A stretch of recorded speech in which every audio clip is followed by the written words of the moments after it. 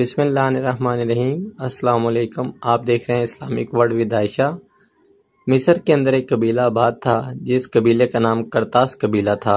وہ قبیلہ اپنے علاقے کا بہت بڑا اور خوبصورت قبیلہ تھا۔ شروع میں منگولوں نے اس قبیلے پر حملہ کر کے اسے تباہ و برباد کر دیا تھا، اس لیے اس قبیلے کو اس جگہ سے ہجرت کرنی پڑی اور پڑوسی قبیلے کے ہاں انہوں نے پڑاؤ ڈالا۔ پڑوسی قبیلے کے سردار نے چند ماہ تو انہیں اپنے ساتھ رہنے کی اجازت دی، لیکن جیسے ہی وقت گزرا تو اس نے قبیلے کے سردار نے انہیں کہا، میں تمہارے قبیلے کے لوگوں کو ساتھ رہنے کی صرف ایک ہی شرط پر اجازت دے سکتا ہوں، اور شرط یہ ہے کہ قبیلے کے سارے لوگوں پر صرف حکومت میری ہوگی، سپاہیوں پر میرا سپہ سالار مقرر کیا جائے گا، اس قبیلے کے لوگ میرے محتاط ہوں گے۔ یہ سن کر کرتاس قبیلے کے سردار نے کہا، ہم مر تو سکتے ہیں لیکن غلامی برداشت نہیں کر سکتے۔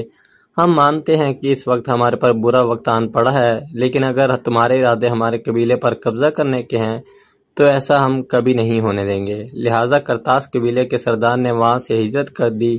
وہ اس قبیلے کو چھوڑ کر چلے گئے۔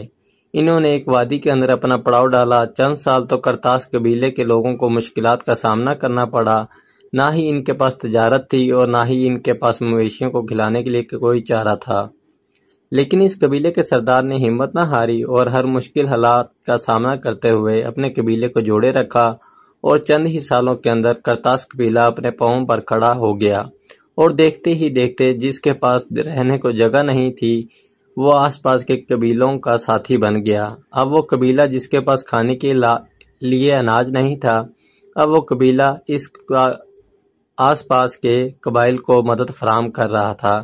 اس قبیلے کی کامیابی کی سب سے بڑی وجہ اس قبیلے کا سردار تھا جس نے ہر مشکل حالات کا سامنا کیا۔ اس قبیلے کے سردار کا نام شاویز تھا۔ شاویز سردار بہت سمجھدار اور بہادر انسان تھا۔ بہت سی کتابوں میں ملتا ہے کہ مصر کے اندر جتنے قبائل تھے ان قبائل کا سب سے بہادر سرداروں میں سردار شاویز کا نام آتا ہے۔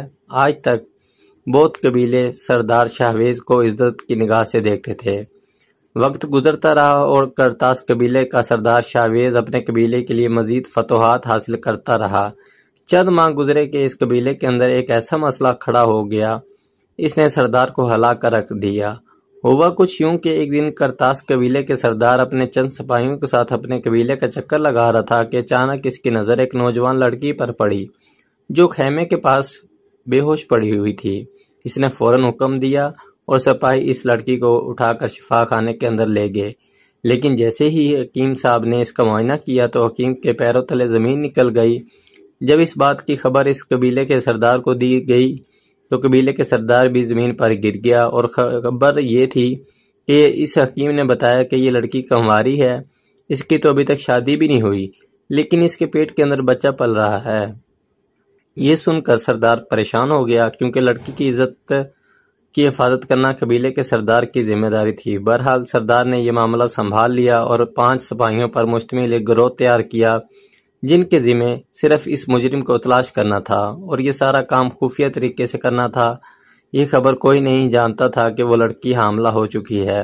یہ خبر صرف قبیلے کے حکیم اور سردار اور اس کے چند وفادار سپاہی جانتے تھے، لیکن سردار ابھی اس مسئلے سے نہیں نکلا تھا کہ چند دنوں بعد پھر اسے خبر ملی کہ حضور شفا خانے کے اندر ایک اور لڑکی کو لایا گیا ہے جو ماں بننے والی ہے، اور وہ لڑکی بھی ابھی تک کنواری ہے۔ یہ خبر سن کر سردار کے پیروں سے زمین نکل گئی۔ وہ سوچنے لگا کہ آخر یہ سب کیا ہو رہا ہے۔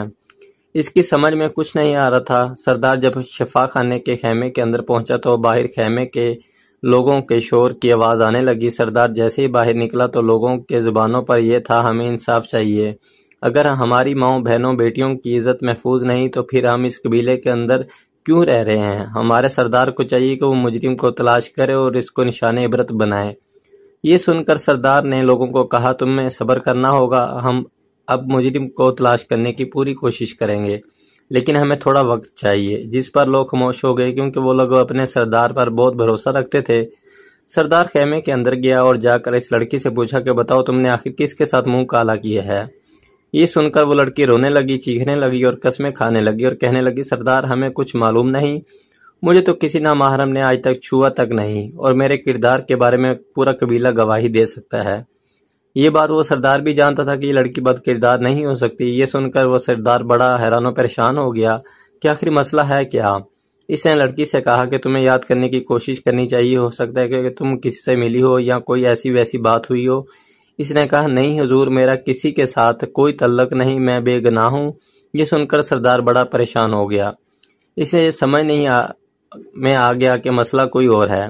اس نے مجرم کو تلاش کرنے کی پوری کوشش کی لیکن اسے کچھ سمجھ میں نہیں آ رہا تھا۔ وقت گزرنے لگا اور اب بھی مجرم کی تلاش کرنے کی کوشش جاری تھی کہ اچانک ہی اس قبیلے کے 5 خوبصورت لڑکیاں بے ہوش ہو گئی۔ جب ان کو خیمے کے اندر لایا گیا تو حکیم صاحب نے ان کا معائنہ کیا تو پتہ چلا وہ 5 کی 5 ماں بننے والی ہیں۔ اب قبیلے کے اندر 7 نوجوان کنواری لڑکیاں ماں بننے والی ہیں۔ یہ سن کر ہاشم قبیلے کے سردار کی ٹانگیں کانپنے لگی، اس کے ہاتھ کانپنے لگے، اس کے جسم پر پسینہ ہی پسینہ تھا۔ اسے اپنے آباء و اجداد کی وراثت کا خطرہ پڑ چکا تھا۔ وہ جانتا تھا کہ اگر اس بات کی خبر قبیلے کے لوگوں کو لگ گئی کہ مزید 5 لڑکیاں ماں بننے والی ہیں جو کہ ابھی تک کنواری ہیں تو میری سرداری خطرے میں پڑ جائے گی۔ اور یہ بات وہ اچھی طرح سے جانتا تھا کہ قبیلے کے اندر کوئی غدار موجود ہے جو مجھے گرانا چاہتا ہے، لیکن ایسے وہ غدار بالکل سمجھ نہیں آ رہا تھا کہ کون ہے وہ۔ وقت گزر گیا، حالانکہ 1 مہینہ گزر گیا اور وہ سردار مجرم کو تلاش نہ کر سکا۔ اس نے قبیلے کا چپا چپا چھان مارا، سارا دن ساری رات سپاہی پہرا دیتے رہے لیکن پھر بھی مجرم کو تلاش نہ کر سکے، حتیٰ کہ ہر آئے دن قبیلے کے اندر کوئی نہ کوئی لڑکی بے ہوش پڑی ہوئی ملتی اور جب شفا خانے کے اندر اسے کو لایا جاتا تو پتہ چلتا کہ وہ لڑکی تو ماں بننے والی ہے۔ یہ سن کر قبیلے کا سردار مزید پریشان ہوتا جا رہا تھا کہ ایک دن قبیلے کا سردار پہاڑ کی چوٹی پر چلا گیا۔ اس کے ساتھ سپاہی نہیں تھے، بس اس کے میان میں تلوار تھی اور ایک گھوڑے پر وہ سوار تھا۔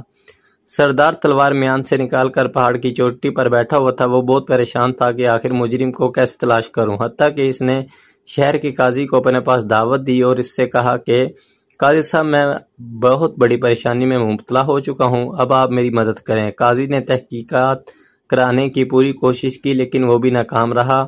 قاضی نے سردار کو سلطان سے ملنے کا مشورہ دیا۔ سردار نے اسی وقت ایک خط لکھا اور سپاہی کے ہاتھ بھجوا دیا۔ اگلے دن ہی سلطان کا وزیر سردار کو لے کر سلطان کے پاس پہنچا۔ سلطان کے سامنے حاضر ہوتے ہی شاویز سردار نے کہا سلطان معظم میری مدد کرنے ورنہ میرے آباء و اجداد کا قبیلہ میرے ہاتھ سے چلا جائے گا۔ یہ سن کر وقت کے سلطان نے کہا بتاؤ آخر تمہارا مسئلہ کیا ہے؟ تو اس نے کہا سلطان معظم میں کرتاس قبیلے کا سردار ہوں اور میرے قبیلے کے اندر ایک ایسا مسئلہ پیدا ہو گیا ہے جس پر قابو پانا میرے لیے مشکل ہی نہیں بلکہ ناممکن ہوتا جا رہا ہے۔ سلطان معظم اگر آپ نے میری مدد نہ کی تو میرا قبیلہ تباہ و برباد ہو جائے گا، میں اس غدار کو کبھی نہیں پکڑ پاؤں گا۔